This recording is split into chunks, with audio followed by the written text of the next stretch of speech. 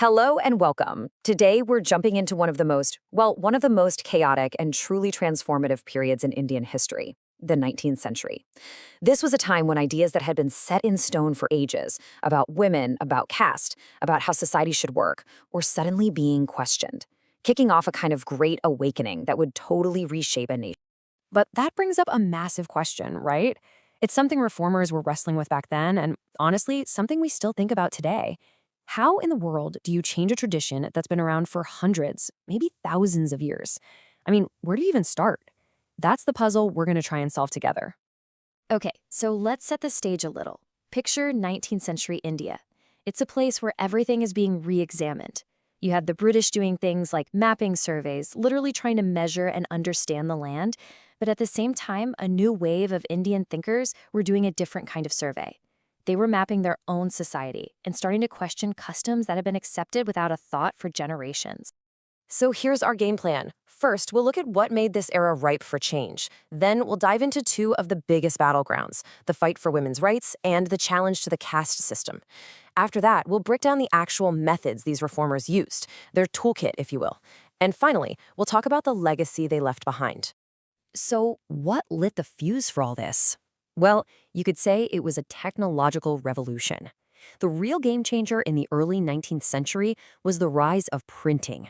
Suddenly, with books, newspapers, and pamphlets, ideas could spread like wildfire, sparking public debates on a scale that was just unimaginable before. And here's a perfect example of what fueled these debates. This image shows the hook swinging festival. Now, European officials saw this and loudly called it barbaric. This kind of outside criticism, mixed with a growing feeling inside India that things needed to change, forced reformers to ask some really tough questions. Which of our customs are truly core to who we are, and which ones are just holding us back? And that question led directly to one of the biggest issues of the day, the lives of women. Reformers started arguing that if the nation was ever going to move forward, the status of women had to be completely transformed. And one of the first and most horrifying practices they took on was Sati, the ritual where a widow was burned alive on her husband's funeral pyre. This quote here, which the reformer Ram Mohan Roy recorded from someone who supported the practice, it's just gut-wrenching. It lays bare the brutal reality they were fighting against, a tradition so cruel that women literally had to be tied down to make sure they couldn't escape the flames. This brings us to two of the early heavy hitters in this fight. On the left, you have Raja Ram Mohan Roy, a brilliant scholar who spearheaded the campaign against Sati. And on the right is Ishwar Chandra Vidyasagar. He tackled the next big problem, the terrible lives of widows who weren't burned, arguing that they should have the right to remarry, which was totally forbidden back then. And this is so important to remember. This wasn't just talk. These debates led to actual changes in the law. Thanks to Ram Mohan Roy's relentless campaigning, the British officially banned Sati in 1829, and Vidyasagar, who cleverly used ancient religious texts to prove his point, saw his efforts pay off with a new law in 1856 that finally allowed widows to remarry. But beyond changing specific laws, an even bigger idea started to catch on, that the real key to liberation was education. So many reformers believed that if you could educate a woman, she could then make her own decisions and fight her own battles. And this idea led to the first schools for girls popping up, started by people like Jyotirao Phule in Maharashtra and groups like the Arya Samaj in Punjab. And that education, of course, led to the next logical step. This is the turning point, really. As more women got educated, they were no longer just the subject of reforms led by men. No way. They became the leaders of the movement themselves. They went from being talked about to doing the talking.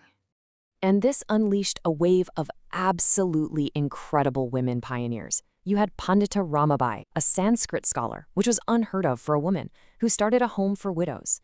You had the Begums of Bhopal and Rokeya Sakawat Hossain, who opened schools for Muslim girls. And then there was Tarbai Shinde, who wrote a blistering critique of the double standards between men and women. They weren't just asking for change anymore. They were building it. They were writing it. They were demanding it themselves. Okay, so while all this was happening with women's rights, another equally massive battle was brewing. And this one was aimed right at the heart of Indian society, the fight against the injustices of the caste system. But this movement felt a little different. See, many of the early reformers for women's rights came from the upper castes, but the challenge to the caste system That came from the ground up. It was led by people from so-called low caste communities, people who knew exactly what it felt like to be discriminated against. A key voice here was Jyotirao Phule, who we mentioned earlier. He was one of the most radical thinkers of his day. He wasn't interested in just tweaking the system. He attacked its very foundation. His argument was explosive. He said the upper castes were basically foreigners who had invaded, and that the low castes were the true original people of the country who had been oppressed. In 1873, Phule wrote his most famous book, Gulamgiri, which translates to slavery. And he did something brilliant. He dedicated the book to all the Americans who had just fought to end slavery in their country. By doing that, he connected the fight against caste in India to this huge global struggle for basic human rights. It was a genius move. And that torch was carried into the 20th century by incredible figures like Dr. B.R. Ambedkar. He led these famous temple entry movements for Dalits, who were then called untouchables, to be allowed into Hindu temples, something they'd always been forbidden from doing. For Ambedkar, this was never just about walking through a door. It was a powerful, symbolic act to force the entire country to look caste prejudice right in the face.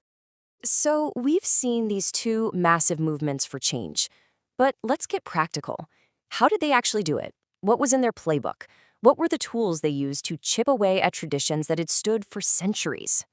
Well, it turns out, whether they were fighting for women's rights or against caste discrimination, they all used a pretty similar toolkit.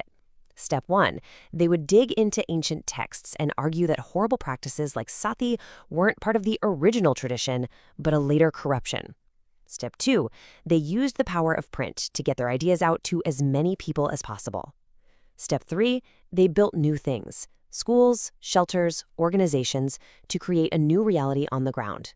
And finally, step 4, they organized, they protested, and they put pressure on the government to change the laws. So when you put it all together, what was the long-term impact? What's the real legacy of this incredible period of change? The connection is actually incredibly direct and powerful. You can draw a straight line from these social reform movements to the fight for India's independence in the 20th century. Think about it.